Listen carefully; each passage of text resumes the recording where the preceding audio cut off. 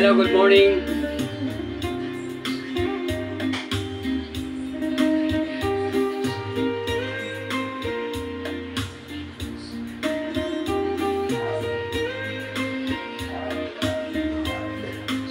Today is June 5,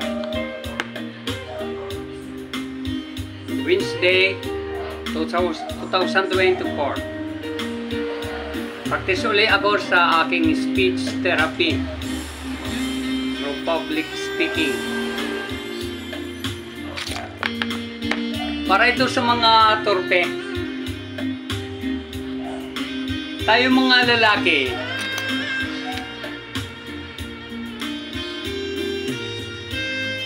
papansin nyo, mayroon tayong gustong babae pero hindi tayo makapagsalita. Hindi natin alam kung anong sasabihin natin. Pero may gusto naman sa atin. By the way, sasabihin ko ito sa inyo, hindi para abusuhin ang babae. Para ito sa mga walang asawa, at kailangan maging responsable kayo.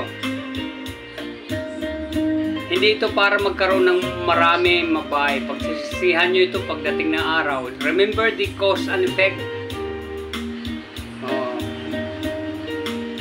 Ngayon malalaman nyo ano ang simple na tatlong hakbang o steps para ligawan isang babae na gustong-gusto nyo pero wala kayong masabi. Noon, bago ko ito i-disclose sa inyo, meron akong gustong-gustong babae. Sa halip na ligawan ko siya, inaaway ko na lang siya na nasa partiyan ng Inabangan. Ngayon, mayor na nga siya ng bayan na yon. Doon ako nag-aral, elementary.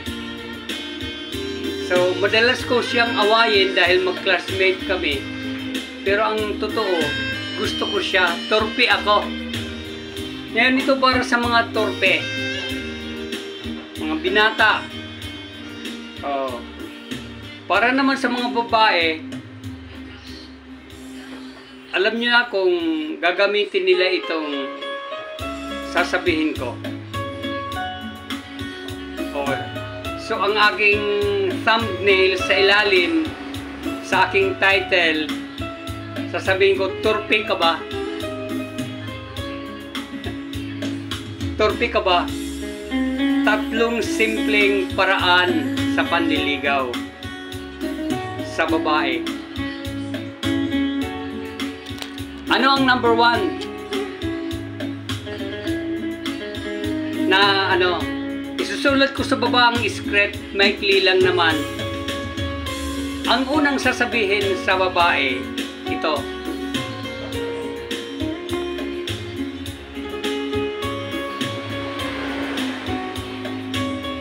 Ito ang script. Kailangan aktor ka rito.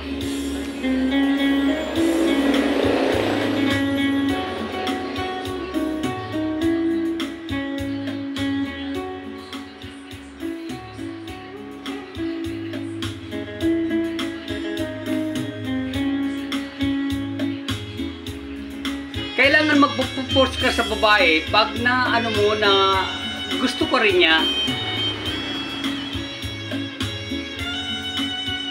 Alam naman natin, mayroon tayo namang tatawag na common sense. 'Di ba? Alam natin ang kanyang mga kilos kung may gusto siya sa iyo. Ano ang unang script? Number 1 step. Here is the script. Kung mag-propose ako sa iyo, sasabihin mo ito hindi sa harap ng salamin, ha, sa kanya. Kung mag-propose ako sa iyo, ano ang feelings mo? That's number 1. Sasagot siya. Maaari ang sagot niya, may gusto nga rin ako sa'yo eh. Akala ko hindi mo nararamdaman. So number 2, 3 hakbang lang ito ha. Isulat mo sa papel, kumuha ka ng ballpen at papel. Number 2, kung sakaling mag-on na tayo, ano ang mga ipagbabawal mo? Sasabihin naman ng babae, wala naman akong pagbabawal. In fact, mabait ka naman eh. Minsan mga babae, kukurutin ka pa. Number 3, kung ganon, nagkakaintindihan na tayo. Kumbaga, ang ibig sabihin nun, sinasagot mo na ako. Minsan, mapapakurot yung babae sa'yo. Oo naman. Di ba? So by the way, itong mga script na ito, 3 hakbang para sa mga torpe na lalaki. Nait. Tama ba ang sa English? Nait.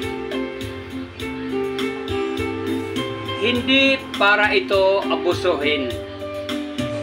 Para itong kayamanan. Ang kayamanan hindi para abusuhin ang kapwa-tao natin. Ito kung halimbawa, handa ka na mag-asawa. Gusto mo na siyang pangasalan.